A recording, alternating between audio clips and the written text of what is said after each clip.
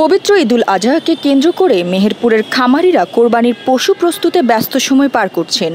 জেলা প্রাণী সম্পদ অফিস সূত্রে জানা গেছে, এবছর মেহেরপুরে কোরবানিযোগ্য ১,৭১,৭৫৩টি পশু প্রস্তুত করা হয়েছে। তো সেক্ষেত্রে আমরা গভর্নমেন্টের কাছে আমাদের সদয় আহ্বান যে গভর্নমেন্ট যদি খাবারের দামটা ব্যালেন্স করে, খাবারের কস্টিংটা যদি ব্যালেন্স করে, তাহলে আমাদের গরু পালা সম্ভব, যার মধ্যে কোরবানিযোগ্য গরুর সংখ্যা ৫০,০০০-এর বেশি। জেলার চাহিদা ৯০,১৯৩টি পশু থাকায় উদ্বৃত্ত ৮১,৫৬০টি পশু ঢাকা, চট্টগ্রাম ও খুলনা সহ অন্যান্য জেলায় সরবরাহ করা হবে। ৮০-৭০ গরুর দাম ১৫০ ভেঙে ১৫৬০ এরকম অবস্থা হয়। পার্টি নাই, দেখছেন না, পার্টি নাই।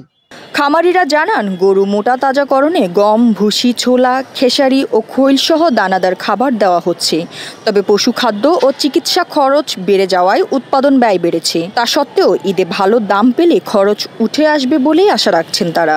আমরা এই গরুকে গমের ভুসি, খৈল, ভুট্টা খাওয়াই, মানে বিভিন্ন, তারপরে খাওয়ানোর পরে এগুলো খাওয়ানোর পরে আবার কাঁচা খাই দেয়। কাঁচা খাই দেওয়ার পরে কাঁচা ঘাস খাওয়া শেষ হয়ে যায়, তারপরে 11টার দিকে গোসল টোল করানোর। জেলার ঐতিহ্যবাহী বামুন্দি, নিশিপুর গরুর হাটে শাহিওয়াল, ফিজিয়ান ও দেশি জাতের গরু বিক্রি হচ্ছে। সামনে এখনো ঈদের বেচা কেনা জমজমাট হবে, সামনে অনেক বিক্রি হবে।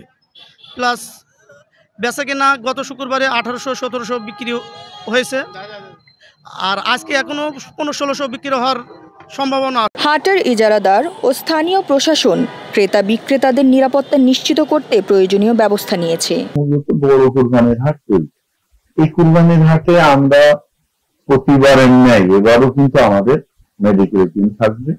এখানে যদি কোনো গরু হঠাৎ করে আক্রান্ত হয়ে যায়, কোনো প্রাণী, সেক্ষেত্রে আমাদের ডাক্তারগণ থাকবে, তারা তাদের সুচিকিৎসার ব্যবস্থা। মেহেরপুর জেলায় এবারও উদ্বৃত্ত সংখ্যক কোরবানির পশু উৎপাদন করেছে এবং সেটা জেলার চাহিদা পূরণ করে দেশের বিভিন্ন প্রান্তে এটা পাঠানো হবে। খামারিরা আশা করছেন, ঈদ ঘনিয়ে আসার সঙ্গে সঙ্গে হাটে গরুর আমদানি ও ক্রেতাদের সংখ্যা বাড়বে, যা মেহেরপুরের অর্থনীতিতে ইতিবাচক ভূমিকা রাখবে। আর এই জ্যোতি, দৃষ্টি ২৪।